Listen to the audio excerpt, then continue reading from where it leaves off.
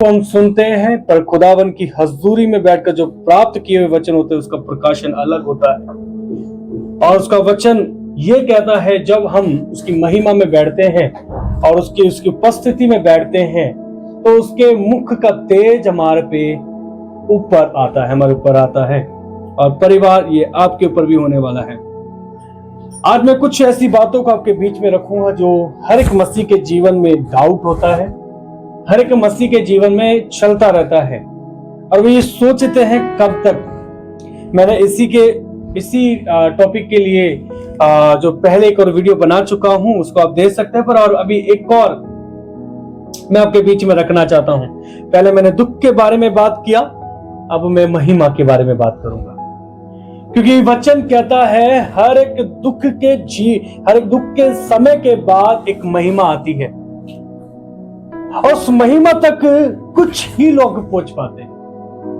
क्योंकि इन दिनों में सताव होने के कारण बहुत से लोग अपने ईमान को छोड़कर घर बैठ रहे हैं। बहुत से लोग डर के कारण, दुख के कारण, परेशानियों के कारण अपने घर में आराधना करने के लिए मजबूर है। ऐसा नहीं है कि वो यीशु मसीह को विश्वास करना छोड़ दे, क्योंकि परमेश्वर का टेस्ट, परमेश्वर की उपस्थिति जो चख ले, जो महसूस कर ले, उसे छोड़ना मुश्किल है। पर वो मजबूरी के कारण, सताव के कारण और एक डर के कारण वो क्या बैठ जाते हैं, घर में बैठ जाते हैं। पर मैं कह रहा हूं, यदि आपको डर लग रहा है और सताव लग रहा है, उसी सताव में निकलना हमारे लिए जरूरी है।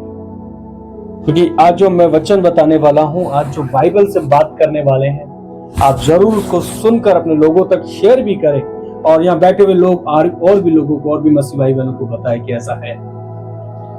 मैं बताना चाहता हूं, उससे पहले एक बार हम प्रार्थना करें, उसकी हजूरी और उसकी पवित्र आत्मा की गाइडेंस को मांगे। जो बैठे हैं, जो हमें सुन रहे हैं, रिकॉर्डिंग को सुन रहे हैं, जो यहाँ बैठे हुए सब बोले, प्रभु मेरे कान को खोद के खोल और मेरे हृदय वो पत्थर का, मोम का बना मांस का हृदय दे, ताकि मैं तेरे वचनों को स्वीकार कर पाऊं और मैं एक अच्छी भूमि की तरह बीज के साथ फल लाने वाला हूं। धन्यवाद करते हैं प्रभु, जो बैठे हुए उन्होंने जो प्रार्थना किया उनके लिए वैसा ही हुआ।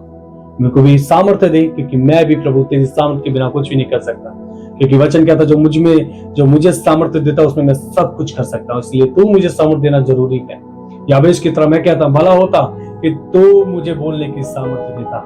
तूने जैसे मूसा को सामर्थ्य बोलने के लिए, याबेश को तूने परमेश्वर उसकी पुकार को सुना और परमेश्वर सुलेमान की प्रार्थना को सुना, तो मेरी भी प्रार्थना को सुन। या बैठे हुए और ये सुनने वाले उन लोगों की प्रार्थना को सुन। धन्यवाद करते हैं यीशु के नाम से मांगते हैं, आमीन। मैं बताने वाला हूं भविष्य में प्रकट होने वाली महिमा के बारे में। आपके जीवन में, भविष्य में, यदि आप इस सिचुएशन से जूझ रहे हैं, दुख की, परेशानी की, तंगी की, कटौती की समस्याओं से आप जूझ रहे हैं, या उस परिस्थिति में आप रहकर रो रहे हैं, मैं उनको एक बात कहना चाहता हूं, हियाव बांध, ढास बांध और कमर कस ले, क्योंकि आने वाली महिमा उससे बढ़कर है। और ये मैं अपने मन से नहीं कह रहा, मेरा खुदावन का और जो बाप का और जो वचन है वो आपसे ये बात कह रहा है। मैं आपको पढ़ाना चाहता हूं रोमियो उसका 8 अध्याय और उसका 18 वचन। जब हम देखते हैं, यदि बाइबल है आप बाइबल से देख सकते हैं और फ्री होकर उसको आप पढ़ सकते हैं। वो वचन आपको इस बात के लिए मजबूत करता है, इस बात के लिए आपको सामर्थ्य देता है कि आप जहां पर है सही है। जिस भी परिस्थितियों में, जिस भी तकलीफों में आप मसीह में होकर चल रहे हैं, ठीक है, क्योंकि परमेश्वर का वचन जब तक आपको ना परखे तब तक आप सिद्ध नहीं हो सकते। परमेश्वर का वचन आपको परखने के लिए आपको उन परिस्थितियों में रखता है, क्योंकि वचन कहता है तब तू घोषणाएं करता है, तू बाहर निकलता है। और परमेश्वर का वचन यह कहता है, इस समय के दुख और कलेश उस महिमा के सामने जो हम पर प्रकट होने वाली है कुछ भी नहीं है। और जो आप जिस तकलीफ को देख रहे हैं, जिस कष्ट को देख रहे हैं, जिस सताव को देख रहे हैं, और उसमें रहकर आप मसीह में, ईमान में मजबूती के साथ खड़े हैं। और ये याद रखें, ये दुख कुछ भी नहीं है, जिस महिमा को हम पर प्रकट करने वाला खुदा और जो समय को ठहरा के रखा है, बस आने वाला है।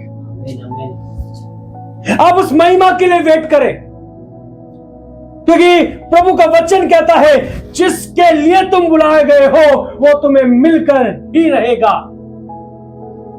मैं बाइबल के कितने ही लोगों के बारे में बता सकता हूं, उन्होंने अपने दुखों के समय को बिताने के बाद महिमा को प्राप्त किया। ऐसा नहीं कि वो अपने दुखों में समाप्त हो गए। याबेस को देखो और मूसा को देखो, एस्तर को देखो, दुखों में जरूर उन्होंने समय बिताया होगा, पर महिमा में समाप्त हुआ है। उनके कलेश में जरूर वो प्रभु को जाने होंगे, पर सामर्थ के साथ और महिमा के साथ उन्हें विजय प्राप्त की है। रोमियो उसका 8:18 यही कहता है, जो दुख, जो कलेश तुम्हारे घर के अंदर, तुम्हारे पड़ोस के अंदर, तुम्हारे घर के मनुष्य के अंदर से आता है, वो कुछ भी नहीं है जो खुदा की ओर से महिमा आने वाली है।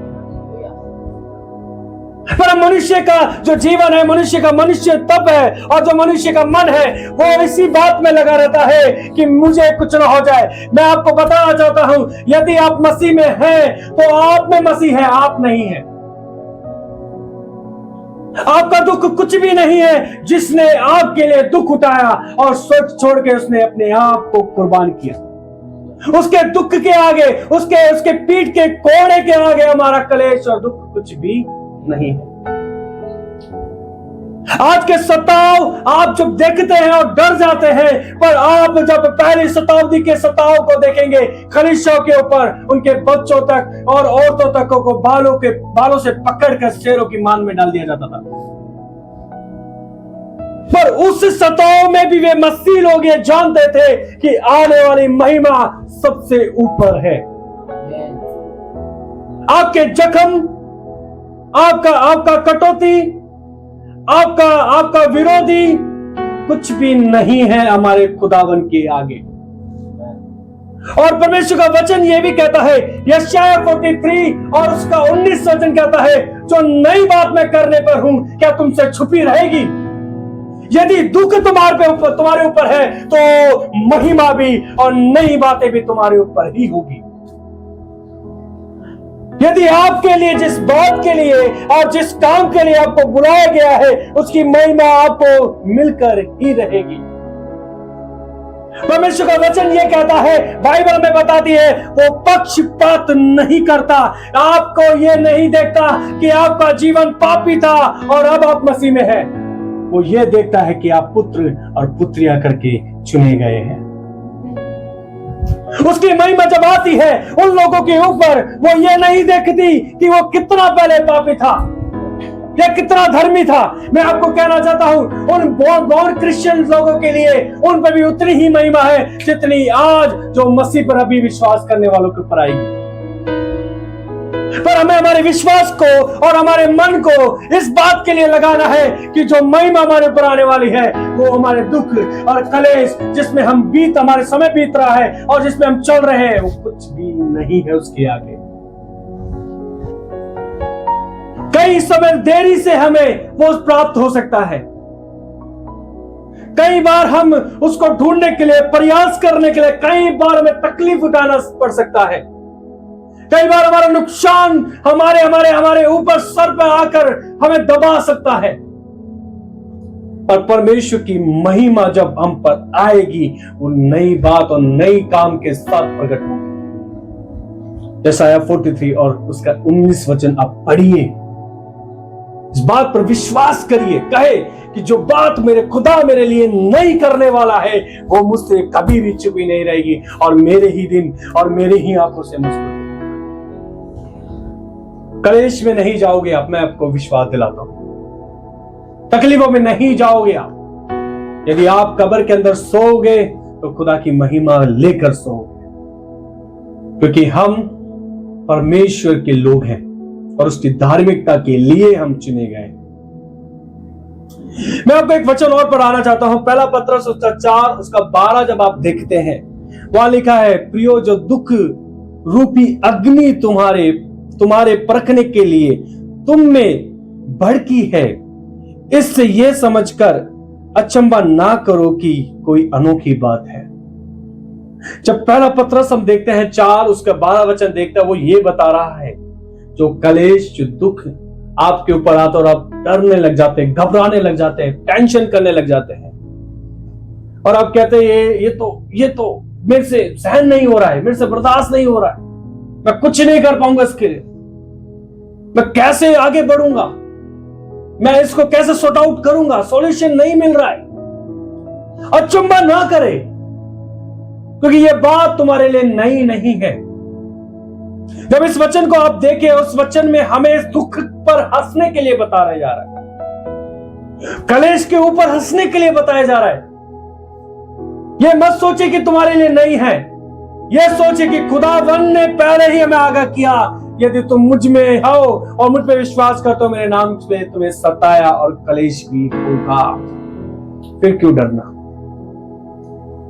कि बाइबल हमें इस बात के लिए आगाह नहीं करती है। हम नहीं पढ़ते हैं, खुदा के दास लोग नहीं बताते हैं, फिर भी हम घबराते हैं, हम चर्च में आने रुक जाते हैं, हम मसीह का वचन बताने से रुक जाते हैं, सुसमाचार सुनाने से डर जाते हैं। कलेश के कारण, दुख के कारण, परेशानियों के कारण, घर की कटौती के कारण हम अपने कदम को पीछे रखते हैं। यदि खुदावन ने ऐसा सोचा होता कि हमारे ये जो लोग हैं, पृथ्वी के लोग हैं, मनुष्य है जिसको मैंने बनाया है, यदि परमेश्वर ऐसा सोचता कि ये सुधर नहीं सकते, क्यों अभी भी तो हम मनुष्य में विश्वास करने के बाद भी सांप जैसी चाल चलते हैं। कौन ऐसा है जो पवित्र चाल चले? मुझे बताइए। वचन कहता है सब पापी है और अंत के दिन तक सब सिद्ध होने की प्रयास में लगे हुए हैं। पौलुस कहता है मैं अपने शरीर को मारता हूं, कूटता हूं, वश में लाता हूं। इसका मतलब वो भी पवित्र नहीं है, पर कोशिश करता है कि खुदावन की हजूरी में रहे, खुदावन की उपस्थिति में रहे, कलेश में भी उसकी उपस्थिति में रहे। मैं आयुब के बारे में जानता हूं, आयुब ने इतनी तकलीफ उठाने के बाद, इवन अपने बच्चों को मरते हुए उसने देख लिया, अपने घर बार को उजड़ते हुए देख लिया, उसकी बीवी उसके खिलाफ हो गई, उसके दोस्त उसके खिलाफ हो गए, और मैं मानता हूं संसार में वो अकेला था जो सिर्फ अपने साथ खड़ा था और ये कह रहा था खुदावन ने दिया और खुदावन ने ले लिया।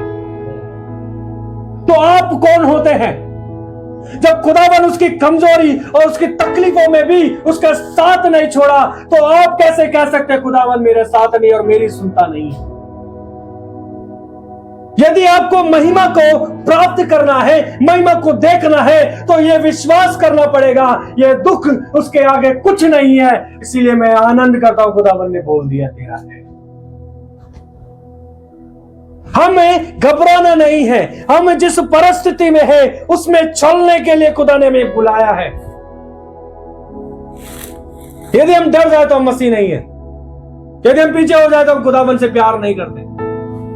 प्रभु ने कहा अपना क्रूस जब तक उठा के मेरे पीछे नहीं होगा मेरे योग्य नहीं है। कई उदाहरण उसने बोले, जो हल पर हाथ रख के पीछे देखता मेरे योग्य। क्यों फिर हम डरे घबराए उस दुख के लिए, उस कलेश के लिए जो कुछ भी नहीं है? मेरा मानना है ये शरीर यदि मिट्टी से बना तो बैक्टीरिया होगा, यानी बीमारियां होंगी। मेरा मानना है यदि यहां पर हम हैं तो खुदावन ने हमें जिस परिस्थितियों में रखा है उसे सहन करना पड़ेगा। देखो, दुख 2 प्रकार के हैं। एक तो अग्नि, जो आपको मैंने पढ़ाया। एक जो दुख दाऊद के ऊपर आया, कब? जब उसने पाप किया और पाप के साथ एक बेटा जन्मा, यानी वह विचार किया, वह विचार के द्वारा पाप किया और एक बेटा जन्मा, और वो पहला बेटा बीमार हो गया और 7 दिन तक उपवास के साथ जो दुख दाऊद के ऊपर आया वो खुदा की ओर से नहीं था, वो उसके पाप का परिणाम था।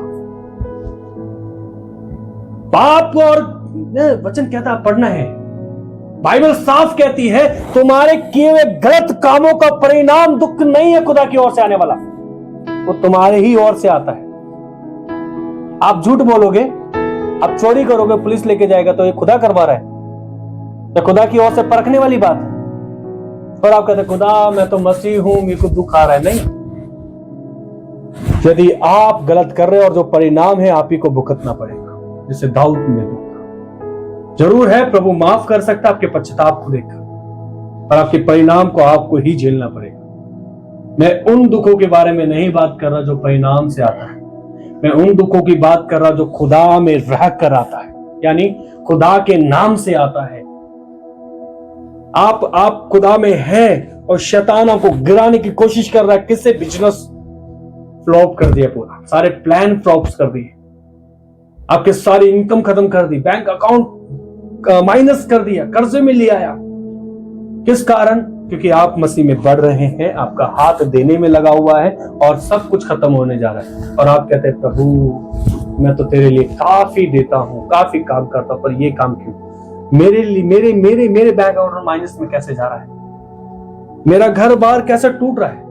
मैं इतना चर्च में जाता हूं, इतनी प्रार्थना करता हूं मेरी वाइफ के लिए, मेरी वाइफ ही मेरे साथ नहीं खड़ी है। शैतान की ओर से आने वाला, खुदा की ओर से आने वाला और जो परिणाम आता है, परिणाम से आने वाला दुख, ये सब अलग है। खुदा की ओर से आने वाला दुख, जैसे यहां पे लिखा हुआ है, खुदा से ओर से आने वाला दुख आपको परमेश्वर की विधियां सिखाता है। शैतान की ओर से आने वाला दुख आपको परखता है, समझ रहे हैं? और परिणाम से आने वाला आपको भुगतना ही पड़ेगा, कोई उससे नहीं निकाल सकता। तो दाऊद की प्रार्थना प्रभु ने अनसुनी करी और उसका सातवें दिन उसका पुत्र, जो पहला पुत्र था उस व्यभिचार से आया था, वो मर गया। परिणाम का दुख मैं आपको कहना चाहता हूं कलीसिया, जो आप गलती करेंगे खुदा में रहने के बाद उसका परिणाम आएगा, उसको आपको बर्दाश्त करना पड़ेगा, उसको आपको उठाना ही पड़ेगा। पर शैतान से आने वाला आपको परखा जाता है, आप कितना विश्वास में मजबूत रहते हैं, जैसे आयु। और खुदा से आने वाला आपको विधियां सिखाता है। ये 3 प्रकार के दुख मैंने अभी तक बाइबल में पढ़े हैं और खुद के लिए महसूस किया है। मैं जब यदि कुछ गलती करता हूं, ठोकर खाता हूं, तो मुझे नुकसान होता है, इसमें शायद प्रभु का कोई हाथ नहीं है। हाँ, प्रभु माफ करके फिर से खड़ा करते हैं ना, वचन कहता है ना, धर्मी जन यदि 7 बार गिर जाए, यहां प्रभु नहीं गिर रहा है, उसको कौन गिर रहा है? खुद गिर रहा है। फिर प्रभु क्या कर रहा है? फिर भी उठ खड़ा हो जाएगा। प्रभु उठाएगा, उसे फिर साफ करेगा, उसे फिर नए कपड़ों से लवाजेगा, उसे फिर उसके पैरों में जूतियां डालेगा और कहेगा तू चल।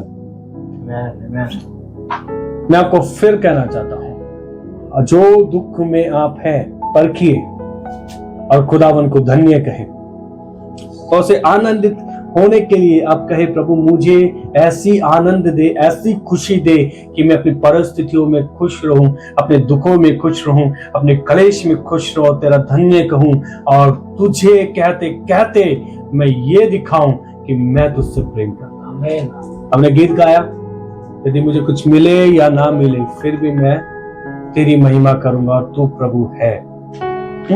एक वचन मैं फिर उसी के आगे, उसी पहला पत्रस 4:12 के मैंने जब बोला दुखों में आनंदित होने के लिए परमेश्वर का वचन कहता है, यहाँ पे लिखा था जैसा जैसा मसीह के दुखों में हम सहभागी होते हैं, जैसे जैसे हम मसीह के दुखों में, ये देखो मैंने बोला मसीह के दुख अलग है, शैतान के अलग है और परिणाम से आने वाले दुख अलग हैं, पर दुख है, नाम उनका सिर्फ क्या है? एक है, पर तीनों के काम अलग है। आपको परिणाम से खुद उसको क्या करना पड़ेगा? फेस करना पड़ेगा। और जो परमेश्वर के दुख है वो आपको विधियां सिखाएगा। और जो तीसरा जो दुख के बारे में मैं बात कर रहा हूं, जो ये कहते शैतान की ओर से आता है, वो आपको स्थिर और परखता है, जैसे मैंने ऊपर पढ़ा, ठीक है, उसका 12 पढ़ा, 13 मैं आपको बताना चाहता हूँ। जैसे जैसे मसीह के दुखों में जब हम सहभागी होते हैं, आनंद करो। क्या करो? मैंने अभी इतनी देर से क्या करो? खुशी मनाओ कि आपके ऊपर दुख आ रहा है। मसीह में के दुखों में जब हम आगे, ये मसीह के दुख, हम जब आगे बढ़ते हैं, क्या लिखा है यहाँ पर? आनंद करो जिससे उसकी महिमा के प्रकट होते समय भी तुम आनंदित होंगे। समझ रहे हैं कलीसिया? आप देख रहे हैं, मुझे सुनने वाले देख रहे हैं, मसीह के दुखों में जैसे जैसे हम सहभागी होते हैं, हम आनंद करते हैं। करने के लिए बोल रहे हैं, ये नहीं कि हम रोए पछताए और एक कोना पकड़ के कहे प्रभु मैं फास्टिंग कर रहा हूं, ये दुख करता। आनंद करो, क्योंकि दुख हुआ है। किसके कारण हुआ है? मसीह के कारण। और उसका परिणाम देखो, इस दुख में रहकर आनंद करने का परिणाम यह है, जब उसकी महिमा प्रकट होगी तो भी तुम आनंद करोगे और ये कहोगे क्योंकि मुझे पता था ये दुख मेरे खुदा की महिमा के आगे कुछ नहीं। ये तुम्हारी जुबान ऑटोमेटिक बोलेगा।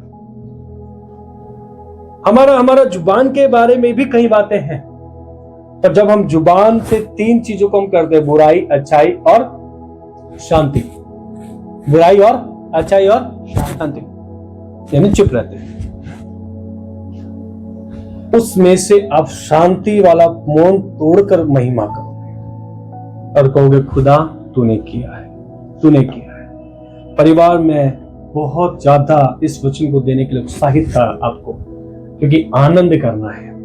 इन दिनों में हम काफी चीजों को देख रहे हैं, स्ट्रगल कर रहे हैं। हम भी इन चीजों में सहभागी हैं। कोई पास्टर ऊपर से आने वाला स्वर्गदूत नहीं है। कोई जवान, कोई लीडर, कोई भी ऐसा व्यक्ति जो आज हम ऊंचे पे देखते हैं, खुदा ने उसको ऊंचे पे बिठाया, कोई भी स्वर्ग से नहीं आया है।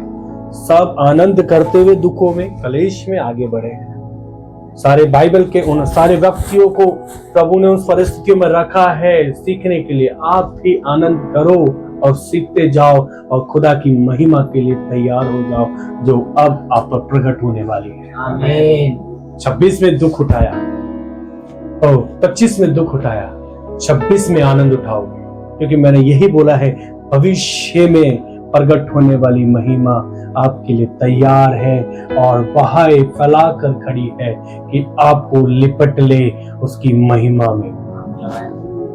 दुख में लिपटे हुए थे 25 में, 26 में महिमा में लिपटोगे। महिमा का मुकुट आपको जब पहनाएगा, आप नहीं, लोग कहेंगे दुख इनका बहुत देखा, इन्होंने दुख का जीवन बहुत जिया, अब इनको महिमा खुदा ने दिया।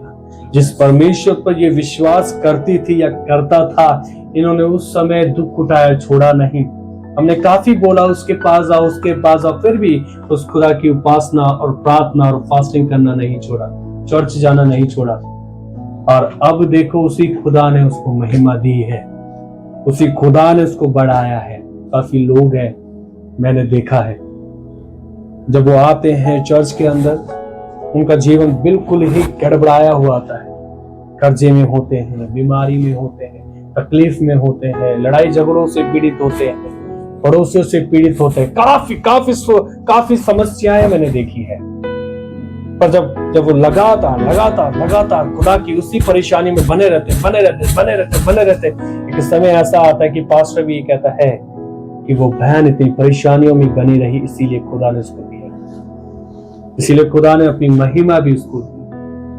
और ये नहीं है कि मरने के बाद प्रकट, तुमका बच्चे कहते जो नई बात प्रकट होने पर है, क्या वो तुमसे छुपी रहेगी? कभी नहीं।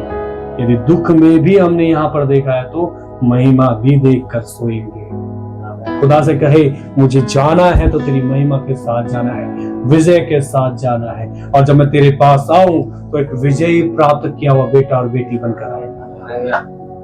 काफी लोग सो तो रहे हैं और ये बात नहीं जानते कि आनंद करते हुए सोना है, क्योंकि हम महिमा पाए हुए, छुड़ाए हुए, उसके लहू के दाम से छुटे हुए लोग हैं। हमारे पर जिसका दाम है उसका लहू है, जो सब सोने और चांदी और संसार की हर एक वस्तु से बहुमूल्य है। प्रिय, मैं विश्वास करता हूं वचन आपको आशीष दे, मैं विश्वास करता हूं वचन आपको बढ़ाए। आइए हम प्रार्थना करें। प्रभु, हर एक महिमा जो प्रकट होने वाले लोगों की, प्रभु आपके आग के खंभे के समान वो महिमा उतरे। हर एक महिमा प्रभु जो प्राप्त करे, प्रभु वो सिर्फ और सिर्फ तेरी गुणगान को गाए। लोग उनको देखकर कहें दुख में नहीं छोड़ा तो परमेश्वर ने महिमा में भी नहीं छोड़ा। सच में खुदा तेरा साथ बहुत है, तू पक्षपात नहीं करता है, तू पुराना जीवन देखकर कम नहीं देता है। तू अब विश्वास और दुखों के जीवन में जीने के बाद हम पर के जाते उसको देखकर, और परमेश्वर हमें आशीष देता है। तुम्हारा न्यायी परमेश्वर है, हमारा भला परमेश्वर है। सुनने वाले वे सब लोग जो यूट्यूब पे और इंस्टाग्राम और फेसबुक पे सुनते हैं, वे सब लोग जो यहाँ बैठे हुए हैं, जो आने वाले हैं, वे तेरी महिमा के वारिस हैं। धन्यवाद करते हैं, यीशु के नाम से मांगते हैं, आमेन आमेन।